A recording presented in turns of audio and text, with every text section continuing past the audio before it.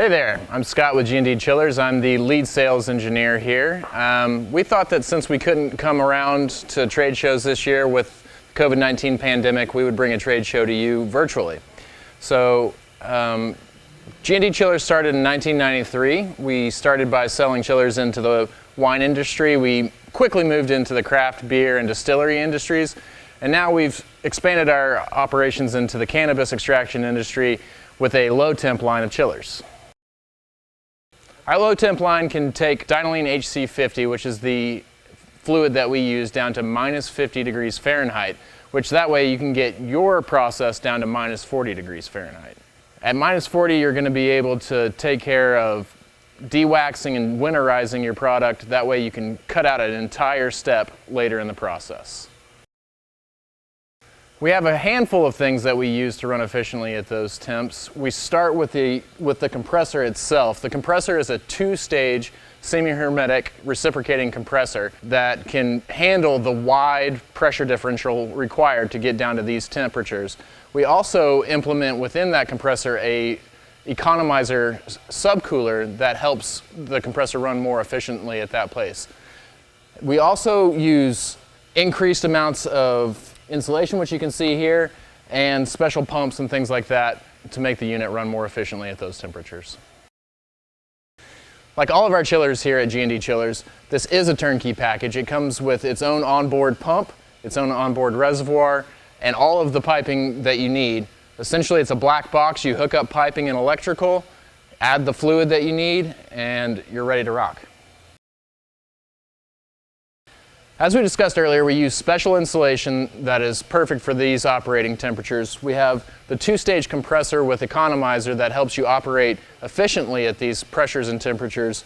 We've also integrated a sealless mag drive pump. A lot of times in these low temp situations with the Dinylene HC50 that we use and also with the temperature itself, leaks around seals are a major issue. This gets rid of that issue completely.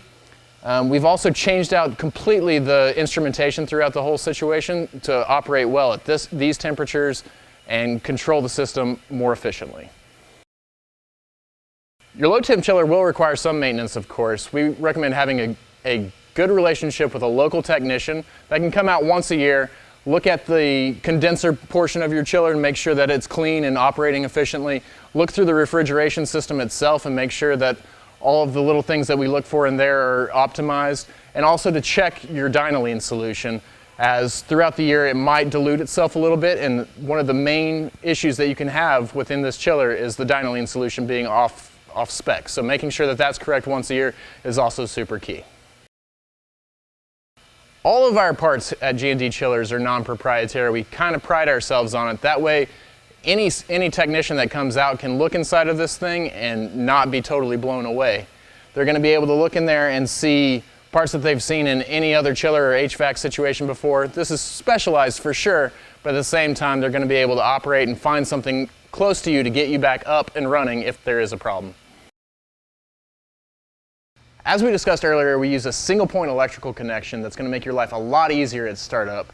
We have also implemented a microprocessor controller that is specifically designed for the refrigeration industry. One neat little add-on to this is that it has a spot for you to plug in your local network connection. Get this on the internet. You can see your controller from anywhere in the world. When purchasing a unit, we'll give you a year of that service for free. On top of that, with that service, we'll actually be able to log into your controller from here in Eugene, Oregon, look at all of the refrigeration specs, be able to figure things out before your tech even gets out, and keep your downtime to a minimum. Within all of our units, we utilize circuit breakers as opposed to fuses because you're going to have all sorts of issues that could come about with dirty power or a power surge. It's always going to happen on a Friday night late. Then you're going to be down all weekend because you can't get to the electronics store to get a replacement fuse. So with this, you'll just be able to flip it back on. With this whole setup, we've designed it to be as user-friendly as possible, so that way you can get in here and you can make the decisions and changes you need to without any problems. These chillers are designed to be outside. As you can see, there's a large condenser section here. All of the heat that's inside your process and the heat that's produced by the equipment itself is going to come out through this. So having it indoors is going to cause some real issues. So we want it to be outside. It's going to be able to push all that heat out. There are some placement issues that need to be discussed, but feel free to call us. We can help you out with that, no problem.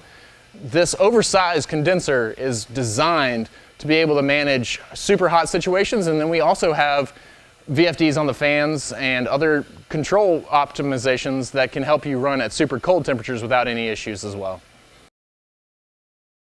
As with everything with this whole line of chillers, it's all about being super cold. So whenever it comes to piping selection, you need to be able to have something that can manage the temperature itself, and then an insulation solution that's going to prevent heat ingress, which can cause your chiller to be undersized. We would recommend either ABS, which is a type of plastic that there are products that come pre-insulated, very easy to install. Copper is also another great one, or stainless steel. If you're using copper or stainless steel, you're definitely going to want to use a clamshell type insulation over the top of it. Feel free, once again, to give us a call and we can recommend a specific type. Other than that, just think about preventing heat ingress, and that's going to save you a lot of trouble. Thanks so much for your time. I hope I was able to answer some questions that you might have had.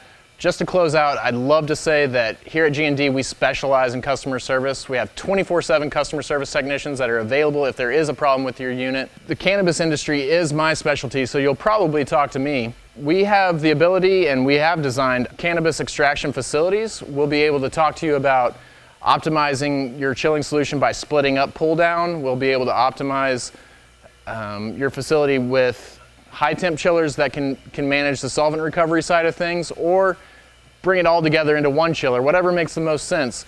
We can drive down capital costs and also drive down operating costs by optimizing the whole solution. If you have any questions or want to talk about a solution that's perfect for you and your facility, please feel free to give us a call or shoot us an email.